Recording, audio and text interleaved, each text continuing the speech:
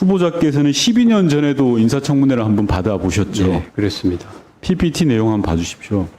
12년 전에 헌법재판관 인사청문 당시에 제기됐던 의혹들입니다.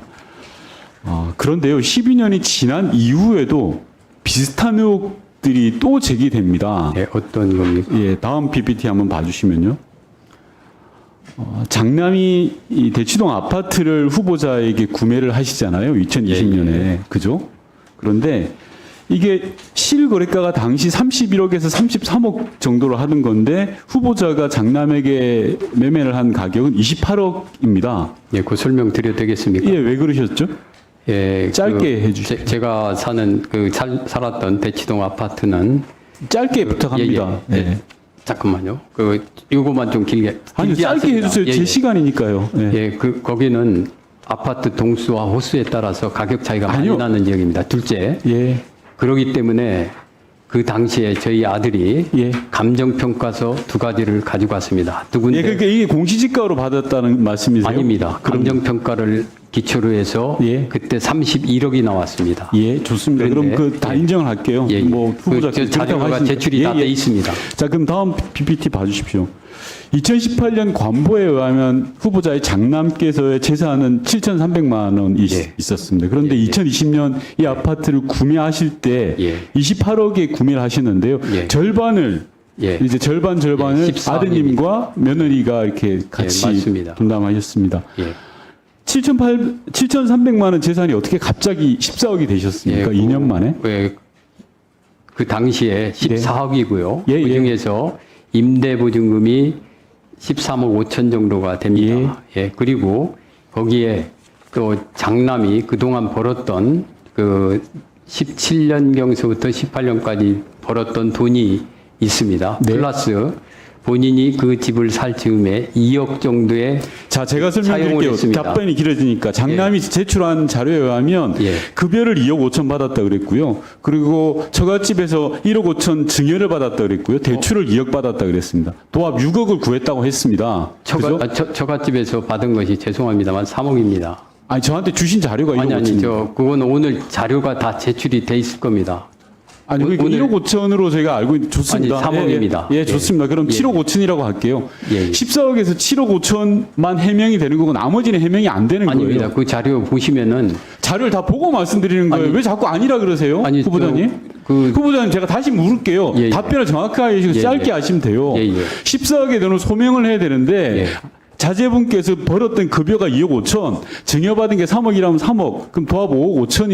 예, 은행에서 그리고 대출받은 게 2억이에요. 예. 7억 5천이에요. 거기에다가 나머지 6억 5천. 임대보증금이 있지 않습니까? 임대보증금은 그럼 며느리가 한 건 14억을 어디서 나셨습니까? 며느리도 제가 직을 얘기하면 됩니까? 예.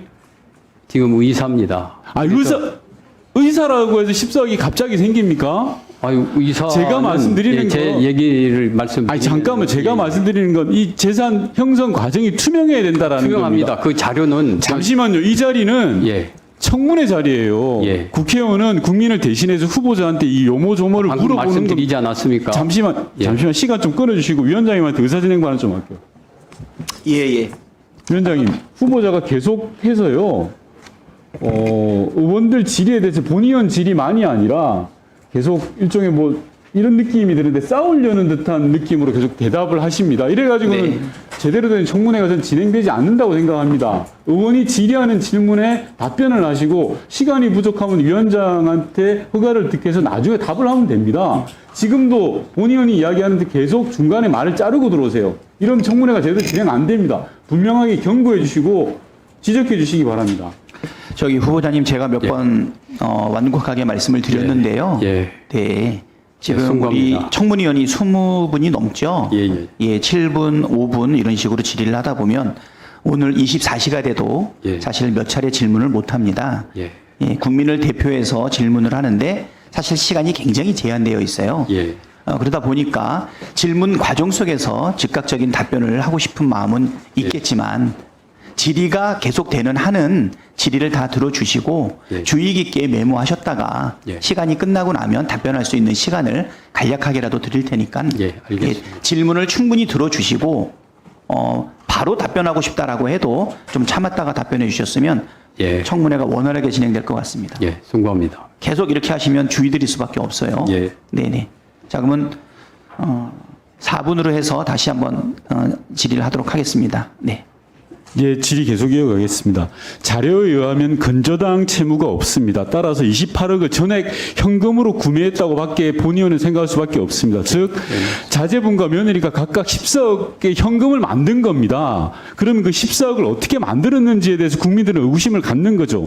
근데 본 의원에게 제출한 자료를 보면 6, 7억 정도까지 밖에 해명이 안 됩니다. 나머지 자료에 대한 해명이 안 돼서 이런 질의를 드리는 거고요. 다음 PPT 봐주시면 합리적 의심으로 왜 이렇게 됐을까라는 생각을 해보면요. 재산신고 의무기간이 종료가 된 겁니다. 즉, 제가 생각할 때 이유는 단 하나라고 생각합니다. 후보자께서 헌법재판관을 마치시고 다시 공직을 맡을 생각이 별로 없으신 거예요.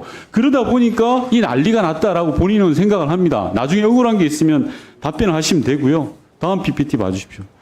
제가 가장 문제로 보여지는 부분이 이런 부분입니다. 헌법재판관이라면 대한민국 법조계에서 어른입니다.